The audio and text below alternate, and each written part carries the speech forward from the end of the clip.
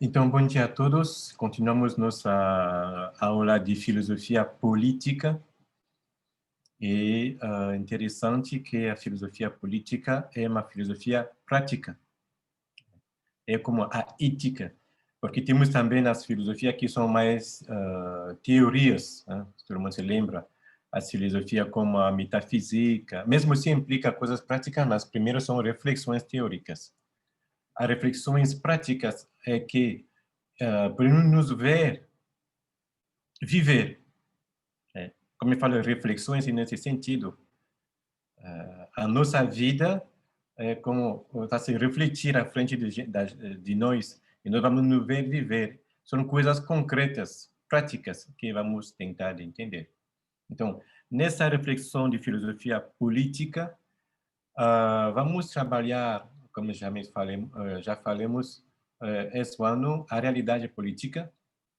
E a realidade política é, primeiro, uma realidade comunitária, quer dizer, um grupo, uma associação, uma empresa, um país, uma cidade, um povoado.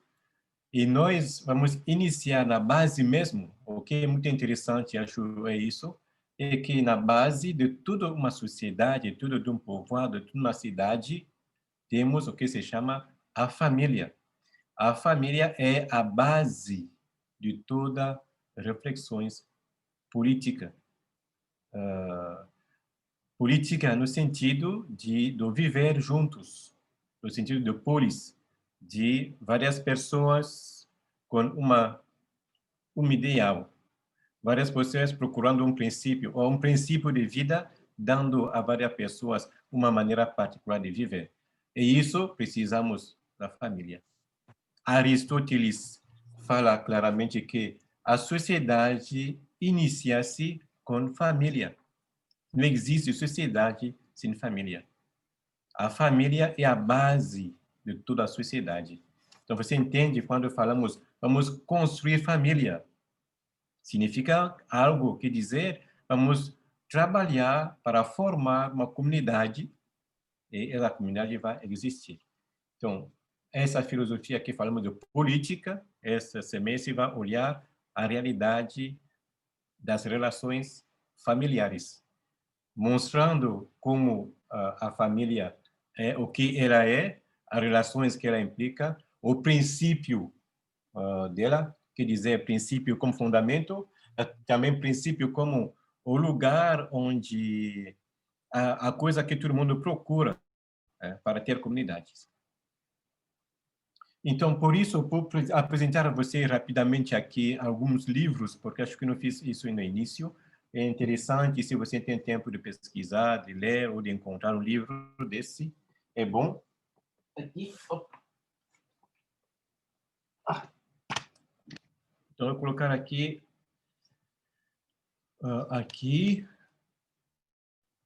Família e Parentalidade, que é muito interessante também. Autor, você pode ver o autor ali, mesmo assim se vê de maneira inversa. É a organizadora, tem Lúcia Vaz de Campos, Eliane Pereira Rabidonovich, que são professores da Católica. Temos um livro que é Relações Familiares, vou colocar aqui para você. Relações Familiares. Também é uma coletânea. Tem um livro muito interessante também sobre família e sociedade e subjetividade, de Dom Petrini, e também uma certa coletânea. Tem esse pequeno livro que eu recomendo de maneira particular a todos vocês. Ele é pequeno e muito interessante. Família no século XXI, que é um livro de um autor italiano. O nome dele é Pier Paolo Donati, que é professor, acho, a Milão. Tem também outro livro pequeno que é muito interessante, que você pode ter em casa, Família e Educação. Isso, para mim, é o Dada. Dada no sentido que eu gosto muito. Porque a família é a base de toda a nossa vida, que seja a vida política, seja a vida ética, que seja a vida mesmo corporal, tudo vem da família, gente. E precisamos que nós educamos nossos filhos nesse sentido. Isso é um livro muito interessante. Família e Educação, de também Lúcia Weiss e Ana Carvalho, organizadora. Tem uma aqui que é quase a Bíblia das famílias no Brasil, que é muito interessante. Não tem só uma olhar histórico da família no Brasil, mas também um olhar atual na família no Brasil. O que é a família hoje aqui no Brasil. Muito interessante. São vários autores. Também a Lúcia é a professora principal. Temos aqui pais e avós, também uma coletânea de família e relações familiares.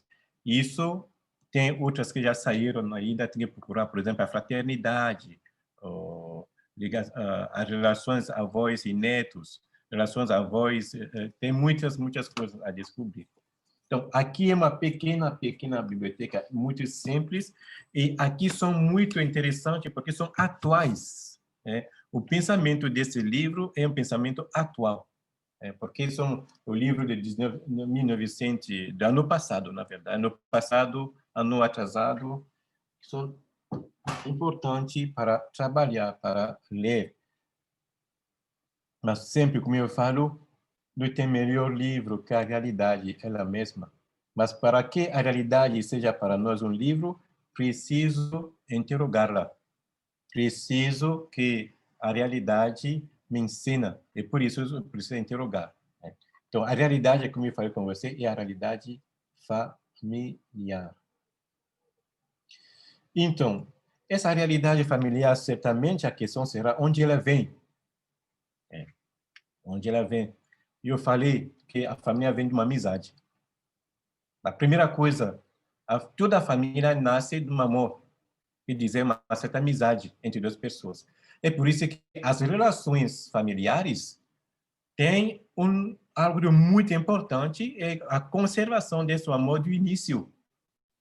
Os pais que se amando vão dar um filho. O filho é o fruto do amor. O filho não é só um fruto da relação sexual. Antes da relação sexual, o filho é um fruto do amor. É porque as pessoas se amam que vão ter relação sexual. Senão, é como o cachorro. Pelo menos mesmo o cachorro tem, eu sei que se chama atração. Uma certa atração da cachorra ao cachorro, algo assim. E isso já forma essa sorte de, quer dizer, início de uma família. Não tem família sem essa relação amorosa, que é a relação básica, antropológica, quer dizer mesmo metafísica de toda a família. Todos nós somos frutos de um certo amor de nossos pais. E a partir desse amor dos pais, vamos nascer, então iniciamos a família, que é essa relação a três. A relação a dois é uma amizade. A relação a três com o filho é uma família. Isso é a base antropológica da realidade familiar. Estou falando base porque é arquétipo, quer dizer, o que deve ser, o que é. Ninguém pode tirar isso. Será sempre assim. E depois temos outras realidades de família, sim, o que podemos chamar no século XXI, como fala às vezes Dom Petrini, os outros atores, a família de maneira multiforme existe, sim. Tem sido sua família de pais e tradicional, como todo mundo sabe. As formas de família, a família tradicional, a família Colgate, o pai, a mãe, o filho, a filha, o cachorrinho. Ah, que lindo! Mas tem também outras formas de família, que é o avô com netos sem os pais. É uma forma de família. Tem outras formas, pode dizer, o tio com os sobrinhos. Por isso é uma forma de família. Por isso é uma família tipo duas famílias juntos. Vou tomar um exemplo, como acontece. O primeiro casamento teve 2 filhos. No segundo casamento tem 3 filhos. Depois, isso, quando eu separei, vou me juntar com outra pessoa que já tem filho também. Então, você imagina quando tem festa de aniversário, o que vai acontecer? As outras famílias vêm nessa festa, a mãe que não é ainda mãe, que não é mais a mulher do homem, vem na festa, porque os filhos são lá com ele. Então, forma uma sorte de família que é bem recomposta, e que é, sim, porque existem relações familiares. Então, isso é a família na realidade hoje. Isso é a família ainda, quer dizer, que permite a união das pessoas heterossexuais, porque tem também família com pessoas homossexuais. São também famílias, sim, são família, porque existe uma relação entre eles. Cria família, sim, para adoptar um filho, pode ter mesmo um filho de maneira biológica, sim, de maneira direta, porque é impossível. Né? É por isso que uma autora aqui francesa que insiste muito sobre o que ela chama de a diferenciação sexual como o princípio do que forma a família. Para ela é isso. O fato de ter um macho e de ter uma fêmea é isto a base biológica, antropológica de uma família. Porque nunca vai existir um terceiro se não tem diferenciações sexuais. Nunca vai existir.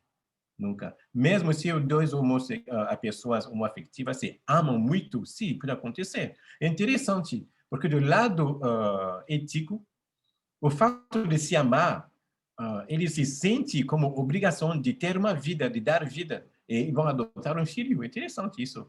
Muito interessante do lado antropológico. Que todo filho, mesmo de um casal que não pode ter biologicamente filho, vai nascer de um amor, porque os dois se amam e querem ter um filho, mesmo se são dois homens, mesmo se são duas senhoras. Isso vem do amor que ele tem e que ele quer dar a essa criança que eles vão adoptar ou que eles vão ter por outros meios, por outros meios. Isso pode acontecer. Não estou olhando aqui se é bom e se é mal, não. Estou olhando aqui a questão antropológica. Estou olhando aqui a questão plenamente filosófica. Não é do lado da ética. Do lado da ética, podemos ter nossas opiniões, podemos ter nossa maneira de ver, de entender, isso do lado ético. Mas do lado antropológico, isto é uma realidade atual, é uma verdade, é algo que devemos olhar. É muito importante. Ainda nas nossas famílias, todas as nossas famílias têm pelo menos alguém que tem esta questão que ainda não é bem resolvida ou que está sendo resolvida. Hoje em dia, se olhamos toda a família, tem isso. Então, é algo que não é para evitar a discussão, de fugir, não. É bom olhar a realidade, tentar entender ela, ver ela, procurar compreender o que aconteça para ajudar melhor se precisa de ajuda ou não. Né? Mas a questão aqui não é uma questão ética. Então, a base, então, antropológica, quer dizer, do lado humano, da realidade familiar, eu já falei, é a realidade amical, é a amizade.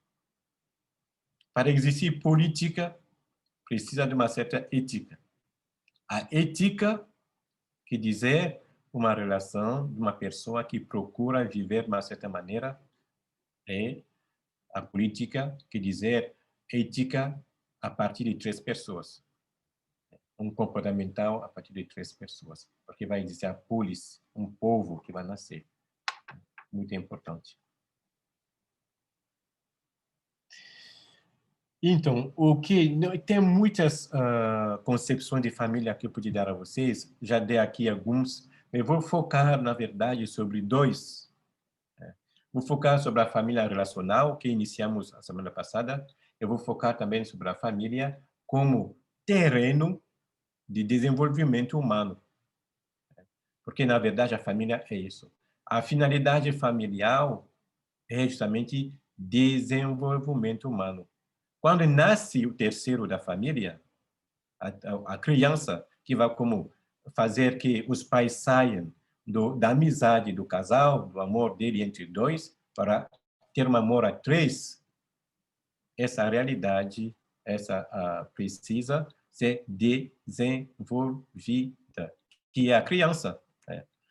A criança vai se desenvolver. E quando ela vai se desenvolver, também os pais vão se desenvolver. Sempre eu falo assim, brincando, na verdade, não tem escola para as mães, para ser mãe. Quem ensina a ser mãe a vocês? É seu filho. É seu filho que é o professor para ser mãe. E seu filho que é professor para ser um bom pai. E assim. Porque seu filho vai ter, às vezes, de maneira quase ditatorial, entre aspas, impor um ritmo que é diferente do que você queria ter de maneira natural. Ele vai ter um ritmo. Por exemplo, uma criança que acaba de nascer, misericórdia, e tem um ritmo de sono que é muito diferente. Então, se a mãe continuar a guardar o mesmo ritmo de sono, e que aquela criancinha, ela tem um ritmo de sono diferente, a mãe não vai conseguir educar, não vai conseguir lidar com a vida da criança. Então, a criança, mesmo inconscientemente, sem saber, vai como impor aos pais um ritmo particular dentro de casa. Você já viu um casal que acaba de ter um filho? Misericórdia. É. Tem que lidar, aprender muitas coisas. Só aprender a colocar a fralda. Agora temos fralda descartável, graças a Deus. Mas antigamente, gente, não foi, eu conhecia essa época. De colocar a criança assim do bucho, depois colocar a fralda, depois amarrar, depois colocar outro lado. E eu fiz isso para meus irmãos. Aprendi. E o que dizer por trás?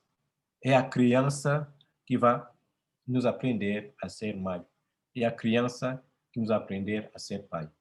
É por isso que é uma realidade de desenvolvimento humano. Não só ela, a criança, como a pessoa que permite o desenvolvimento, mas também o pai, mas também a mãe, que vão se desenvolvendo o menino, a criança, permitindo que ele cresça. Então, tem essas duas concepções que eu vou um pouco olhar de maneira concreta, o que é a família como realidade relacional e o que é a família como realidade, como terreno, o terreiro de desenvolvimento humano. Duas coisas. Então, por isso, eu vou me basear sobre dois atores.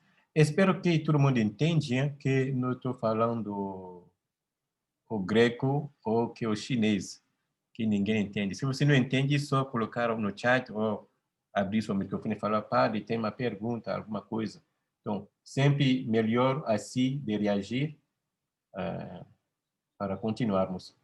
Até lá, todo mundo está compreendendo um pouco, entrando bem no assunto. Se não, então vou iniciar a olhar essas duas concepções da família, por dizer como os dois fundamentos epistemológicos que vamos usar para entendermos o que é família como realidade,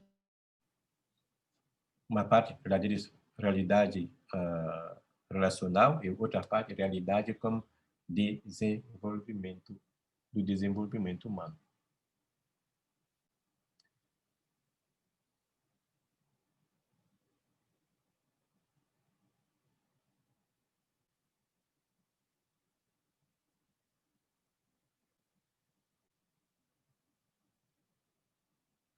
Então, vou continuar, como não tem reações. Oh, alguém está pensando, tem uma pergunta até lá? Se não, vamos continuar. Então, todo mundo está bem entendendo, graças a Deus. Que bom, vamos lá. Então, nosso primeiro olhar sobre a família é olhar relacional. Quer dizer, um olhar que é baseado sobre as relações.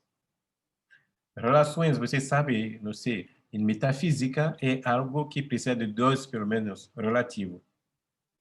Um relativo e dois relativos. O outro existe na relação porque o outro existe. Tem uma dependência particular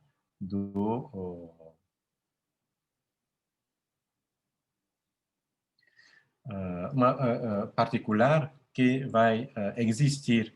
Não tem um relativo sem o outro. A relação na metafísica é algo de muito débil, porque se um relativo não existe, a relação termina. Se vocês são casados, se uma pessoa desapareça, não tem mais casamento. É assim, é muito prático. Agora, do lado familiar, é assim, temos 3, 4, 5, 7, depende do nome da família, isso são relações. Relações, a palavra também você pode entender como laços. Às vezes nós falamos, tem laços. Laços, normalmente a palavra significa uma corda. É interessante. Laços quer dizer do lado ético, do lado espiritual, se pode falar de espiritual humano, são esses laços, essas cordas invisíveis que vão nos lidar entre nós na mesma família. Então, o primeiro laço do lado relacional, sim, certamente vamos falar, é o sangue, é biológico, por isso é. É a base antropológica, esse sangue biológico. Somos da mesma família, porque às vezes nós falamos, temos o mesmo sangue biológico. Mas o sangue biológico, logo vou falar, é só uma base. Quer dizer, algo que permite a vocês de ter no mesmo nível, a mesma genitalidade, se pode falar assim, o mesmo DNA. Você vem da mesma raiz, da mesma familiar. Isso é muito interessante, porque quando estudamos as gerações, nós vamos ver que nós vemos muito longe, muito interessante da estudo das gerações. Somos da mesma geração, saímos da mesma árvore, se pode falar assim simbolicamente, genealógica. Então, isso é como a primeira relação. Mas essa relação, eu falei, básica, ela é antropológica. Ela não destrói as outras relações. E ela quer dizer, não é também como algo que se impõe. Sim, ela se impõe, mas na família pode existir isso e não pode existir. Vou só explicar um problema como acontece às vezes. Você já ouviu falar de meio-irmão, de meia-irmã? Isso é um conceito que eu não gosto muito porque é mais ocidental. Na África falamos todo mundo é irmão, Ubuntu. Somos na mesma casa, no mesmo povoado, todo mundo é irmão. Esse meio-irmão significa que tem o mesmo pai e a mãe diferente. Tem o mesmo sangue paterno, mas temos o sangue materno diferente. Não sei como isso se faça de maneira biológica dentro da gente, isso é complicado para entender. Mas o que eu sei é que somos irmãos, é muito simples, somos irmãos. Né? Primeiro, meu irmão, você é a metade de minha irmandade, não sei como dizer mesmo, a palavra me parece muito feio. Bom, mas existe nas no conceitos da família, existe na maneira de pensar a família, existe esse conceito de meu irmão, irmão de metade, do lado paterno, irmão de metade, do lado materno. Então, essa é a primeira relação que primeiro dizer assim, que existe, que vai existir numa família assim. Mas não é só isso que faz família. O que faz a família de verdade é relacional, que diz as relações de maneira completa, que seja as relações do lado sanguíneo, ou a relação do lado ético, as relações do lado da amizade, do amor, essas relações, esses laços que vão como fazer um tecido familiar. Então, a família é constituída de tecido familiar. Não é uma questão só do sangue. É por isso que pode existir família religiosa, família dos amigos, família de vários tipos de família. E às vezes falo, as pessoas com quem eu tenho o mesmo sangue, não tenho, por exemplo, aqui no Brasil, não tenho. Mas tem pessoas aqui no Brasil que têm mais sentimentos que outros ali. Sim, exatamente. É familiar? Sim, é familiar. E é assim que funciona. É assim que funciona. É verdade que o lado sanguíneo vai me guardar ligado à terra africana, à minha família africana. Sim, é verdade. Mas Tem outros laços que são ainda mais importantes, às vezes mesmo, que só o lado sanguíneo. Exatamente. A prova que o lado sanguíneo fala que tem meio, e o outro tem inteiro. Não sei se é meio inteiro, não sei como entender isso. Vou parar um pouco aqui, vou responder a uma pergunta aqui no chat. Quando nasce uma criança, nasce uma mãe e nasce um pai, quer dizer sim. Exatamente. É a criança que vai como proporcionar os pais a ser pais. Não tem criança sem pais. Não tem. Que seja adoção ou que seja biológico. Os dois funcionam. Os dois funcionam. Os pais aprendem a ser pais por causa da criança. Antes disso, não, isso não é um casal. Então, a criança é também como formadora dos pais. É professor da mãe, para ser mãe. Professor do pai, para ser pai. Isso de maneira inconsciente. E tem muitas senhoras e muitos senhores, pai e mãe de família, que falam que, uau, o que meus filhos fizeram de mim é impressionante. Eu me desenvolvi de maneira impressionante depois de ter meu primeiro filho. A maneira de compreender, de ver, a maneira de tratar, a maneira de cuidar, tudo isso é uma escola impressionante. Uma escola impressionante. É por isso, sempre eu falo, acaba de dar à luz uma criança, dar à luz a outra criança, é misericórdia, aconteça nas coisas limites. 12 anos já dá à luz, misericórdia. 15 anos pode ter um filho, sim, misericórdia. E às vezes a tia, o avô, quer ajudar a cuidar ou quer tomar a criança para cuidar, quer falar, não, não, não, não. É bom ajudar, sim, claro, mas se você tira a criança para a menina não cuidar porque ele não sabe cuidar, nunca será mãe. Nunca, porque não vai aprender a ser mãe. Nunca. Então, você está fabricando ali outra pessoa que vai parir daqui a pouco também. Vai continuar a parir, parir, parir, mas nunca vai saber ser mãe. Você entende? Não é suficiente parir para ser mãe. Precisa cuidar. Precisa entrar nessa maneira de tratar o filho para ser mãe, para ser pai.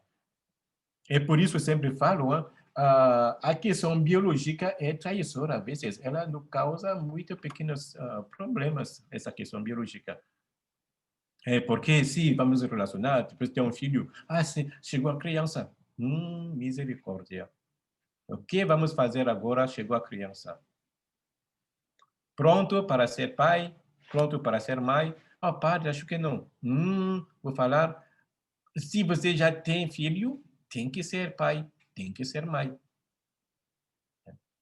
Mas isso tem muitas coisas por trás disso para entender melhor. Porque você entende, uma adolescente que podia já dar a vida é já adulta. Todo fruto que pode dar outro fruto é adulto, do lado biológico.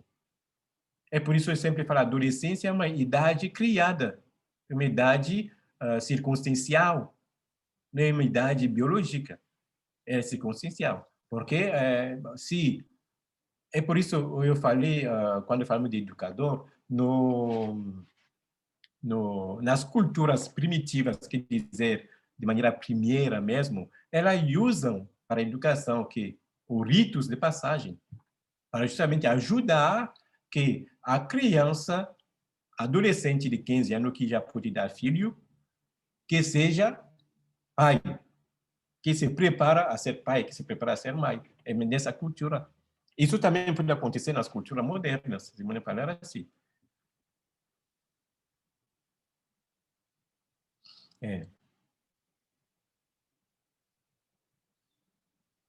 É, exatamente. É isso. Quer dizer, habitar juntos é que fabrica a família, justamente. Então, isso é como eu falei, do lado a questão da paternidade e da maternidade, a fonte delas, da paternidade e da maternidade, é uma fonte que vem, primeiro, de uma questão ali da chegada do filho. E quer dizer, mais antes muito mais antes disso. E a diferença, são estudo a fazer, é interessante todas as perguntas, porque, na verdade, quando temos a concepção, a pergunta será isso: quando, o que é a concepção? Porque para entendermos o que é família, o que é responsabilidade, precisamos conceber. Me lembro de uma pequena pesquisa que eu fiz ultimamente sobre conceber, sobre concepção, sobre relações biológica ou sexual para ter o filho e sobre geração. É 3 níveis diferentes. A concepção, primeiro, é uma coisa mental, é intelectual, de maneira própria. Vou pensar ter filho, vou escolher alguém com quem vou ter filho. Isso é concepção. Sonho ainda ter filho. E, às vezes, o que acontece é que as pessoas vão ter filhos sem concepção. E isso vai bagunçar a relação depois. Às vezes, a família fica bagunçada depois. E, às vezes, falo, se ainda, mesmo se sua criança nasceu, já pode ainda conceber. Já pode retomar essa reflexão de conceber seu filho como seu filho. Você lembra todas essas perguntas que às vezes acontecem quando uma menina engravida? Muito cedo. Ah, pare, não esperava isso. Não sou pronta. Ou às vezes mesmo acontece nos casais. Não me preparei para ser grávida agora. Significa, literalmente, não concebeu. Eu não concebeu. Não estou pronta para ter um filho, significa não concebeu esse filho. Não pensou, não me realizou, não me projetou ter filho. Isso é a concepção. Então, se essa concepção não é feita antes, a misericórdia, quando vai chegar a criança, vai ter um problema. Vai ter um problema. Então, às vezes eu falo com as meninas lá na comunidade que eu trabalho, olha, você vai precisar aceitar, conceber essa criança que chegou. Normalmente a ordem é isso. Concepção mental, depois biológica e depois geração, que vai implicar a geração o quê? O cuidado contínuo sem parar. Depois vai gerar vida, isso. Continuar a dar a vida. Não é só uma pausa. Já dá, Luiz, tá bom. Não, dá a responsabilidade é grande, porque vai continuar a gerar essa vida, quer dizer, guardar essa vida em vida. O gerador, todo mundo sabe o que é o motor, o que significa o gerador, é isso. Vai gerar vida. Vida financeira, a vida biológica, a vida psicológica, a vida cristã, a vida espiritual, são vidas que são muito importantes. E hoje em dia o que acontece é que nossos meninos vão conceber do lado biológico, quer dizer a palavra certa, vão ter um filho, vão se relacionar sexualmente do lado biológico, e ter um filho sem a concepção. Isso bagunça. Isso bagunça. Então, portanto, se eu tenho a concepção antes, o que aconteça, eu me responsabilizo para cuidar. Eu me responsabilizo para colocar à frente. Então, você entende por que a questão de estupro é terrivelmente violenta? Não é só uma questão que eticamente foi... É horrível estuprar alguém e ter filho com a pessoa. É terrível. Porque misericórdia. Você tem a destruição quase de vida ali, não é nada de... É muito terrível.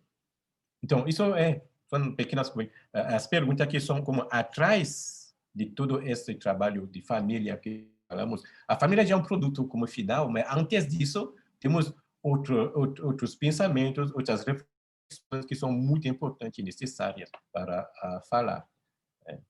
É muito importante de trabalhar o casal para ter família. Quando vamos nos casar, significa o quê? Significa que precisa de alguma coisa por entender, porque isso vai implicar responsabilidade para frente. A dupla responsabilidade de cuidar do casal e a dupla responsabilidade de cuidar da família. As duas coisas têm que ser usadas. Porque, às vezes, o que acontece, as famílias cuidam só do casal. Ou então a família não está muito equilibrada, não está muito bem. Ou então, ou cuida só muito da família, então o casal fica mal. Não, tem que andar com os dois. Porque o casal que é o princípio da família, do lado cronológico. E a família que vai ajudar o casal a continuar. Precisa do momento do casal, vai precisar também do momento da família. Mas tem que precisar dos dois momentos. Ok. Extrapolou misericórdia, o tempo está correndo, Jesus amado. Então, estamos na concepção relacional da família. Concepção relacional da família. De Donati, Pier Paolo Donati. Bom, acho que eu vou ler assim o texto que escrevi para não perder muito tempo, porque o tempo está correndo, misericórdia. Bom, o essencial de terminar tudo, o essencial de compreender um pouco o que vamos fazer, acho que é mais importante. Então, na contemporaneidade, para entender melhor a realidade familiar, é uma realidade relacional. Assim não, porque se entendemos só como uma realidade fixa, sanguínea, que vem do sangue, vamos colocar as outras relações onde? Então, colocamos no lixo?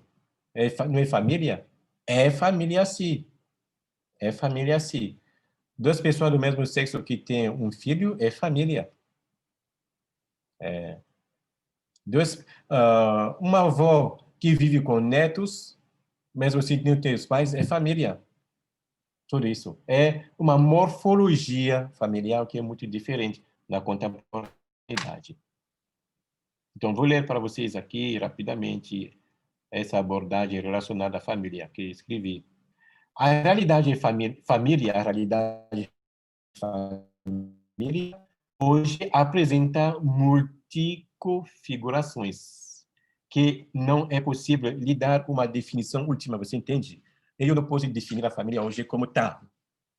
Será fechar tudo e excluir os outros. Não. A família, como definir, quando eu falo definir, no sentido, primeiro, de termo, delimitar-la. Não vou delimitar, não. Numa maneira unívoca. Porque se eu vou olhar a família só como se fosse sanguíneo, estou olhando a família de maneira unívoca. E a univocidade cria problema, normalmente, no lado prático. A transformação e a mutação, ou ainda a evolução da cultura, das relações interpessoais, as mudanças das leis sobre a união ou a separação dos cônjuges, no matrimônio, no processo de adoção dos filhos e todas as questões da bioética e do biodireito. Quer dizer, por trás, que a cultura tem uma evolução fenomenal hoje. A prova é que, por exemplo, a Janira, ou não, a Rúbia, não sei como usar o computador, é a sobrinha dela que vai ajudar ela para isso. Que dizer, mas é uma evolução. A idade desse menino, eu não sabia mesmo como mexer no computador, não mesmo como tocar, mas ele já sabe. Então, tem uma evolução muito grande, muito impressionante. Então, essa evolução é bom tomar ela em conta, porque é a realidade hoje. Então, essa evolução que é do lado da tecnologia vai também evoluir do lado da maneira de se relacionar. Eu estou falando isso sem dizer que é bom ou ruim. É muito importante. Estou falando como filósofo, como antropólogo. Estou falando aqui como um padre ou como um cristão. Então, essa evolução é bom tomar ela em conta. E para lidar melhor com ela, é bom tomar ela em conta. Então, temos evolução do lado biológico, temos evolução do lado bioético, temos evolução do lado matrimonial, do lado relacional, muitas coisas. Então, nesta sociedade hoje, vamos precisar de ter outra concepção da família, que é uma concepção plenamente relacional. Estou citando aqui Petrini, o bispo de Camaçari. Estou citando também Royer, o autor francês aqui. Misericórdia, temos 4 minutos, vamos lá. É impossível, então, na contemporaneidade, conceber a família sem levar em conta todas essas considerações modernas. Todas essas considerações contemporâneas, é impossível conceber a família assim. Esse trabalho, essa pesquisa que nós fazemos juntos, porque para mim tudo é pesquisa, essa pesquisa vai considerar, então, a fundamentar a família como, primeiro, do lado relacional, e do lado, como eu falei com você, do lado do terreno. A família é relacional, mas também é terreno, quer dizer, o lugar. E por isso o Papa fala muito de casa, a casa. Você sabe a diferença entre espaço e lugar? Espaço é o lugar vazio. O lugar é o espaço habitado, com gente. Esse lugar que é família que se chama casa. Domestico, domino, quer dizer, o lugar onde ficam pessoas. Então, concepção de Donati e concepção de Bronfenberner, que eu vou usar para ver justamente a questão de casa, a questão de lugar, como lugar de desenvolvimento. Então, na próxima aula de sábado que vem, se Deus quiser, vamos trabalhar essas questões. Não vou muito mais falar de... Eu vou olhar Donati, vamos ter uma pequena biografia dele, e também Bronfenberner, uma pequena biografia dele, e trabalhar a maneira dele de olhar a família. A maneira de Donati, o italiano, é relacional. A maneira de Bronfenberner é lugar, quer dizer, de formação, de cuidar, de educação. E são, me parece, hoje em dia, duas concepções a guardar firmemente para entendermos o que é família hoje. Depois disso, se você tem perguntas sobre a ligação ética, cristã, teológica sobre isso, é bom também fazer, porque podia responder. Quando eu falo que estou falando em antropólogo e filósofo, não estou me dividindo em dois, não. Estou inteiro, mas só permite para que tenhamos um pensamento que seja livre de um lado, para evitar isso. Então, gente, tem perguntas? Temos ainda 2 pequenos minutos. Se tem pergunta, fala logo. Se não, desejo a cada um de vocês uma boa final de semana e nos veremos a semana que vem. A semana que vem, se é possível, gente, de se conectar 10 minutos antes, 5 minutos antes para aproveitar do tempo todo, porque ali esperamos 15 minutos para que as pessoas chegassem e permitir de trabalhar. Então, se vou tentar de obter aquele que já receberam o link, já pode se colocar, esperar se ainda não são mais, normalmente a 10 por 9 já estou online aceitando cada um de vocês. Então, mais cedo será, mais vamos aproveitar da aula. Então, muito obrigado a participação de todos vocês, a escuta, de me ouvir. Os novos, as novas pessoas aqui, tem Luciana Ribeiro, bem-vinda. Tem Camila também, bem-vinda. Você tem outra pessoa. Tem Jameli, bem-vinda também. Tem uma Motoplay, não sei o que significa Motoplay, bem-vinda também, Motoplay 7. Acho que são aqui as pessoas novas. Cássia, padre, bom dia. Bom dia, Cássia. Então, bem-vinda, Cássia. Obrigada. Então, sim, fala. Sim. É o seguinte, aquele livro que o senhor mencionou aí, Relações Familiares, quem é o autor? A relação familiar é uma coletânea, vou dizer para vocês. Então, é uma coleção aqui. Autor da organização é Lúcia Vaz de Campo Moreira, que é organizadora.